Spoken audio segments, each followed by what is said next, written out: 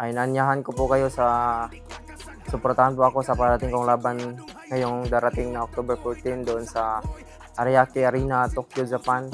Lalabanan ko po si Tenshin Nasukawa para po sa titulo ng WBO Asia Pacific Bantamweight Championship. Sa lahat ng mga boxing fans, sa lahat ng mga Pilipino na lalo-lalo na po sa mga Mabuholano at mga kababayan, kabarangay ko sa Ubay, Bohol.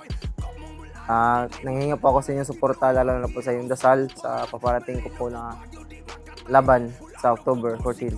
Magpasalamat din ako sa PMI Ball Boxing Steve Ball, lalo na po sa aming manager na si Torres Chavez Podot sa binigay niya na opportunity na sa laban na ito. At magpasalamat po ako sa sa tumutulong sa akin sa paghanda sa aking training, lalo na sa aking trainer, Coach Romnick Hoybia, sa ni Coach Edito Villamor, si Redsel Burlas, at sa trainer dito sa PMI, si Coach Kenneth Italian, si Coach Rodel Suganov. At marami din salamat sa pamilya ko na walang sawang sumuporta sa akin sa lahat ng aking laban. Thank you po.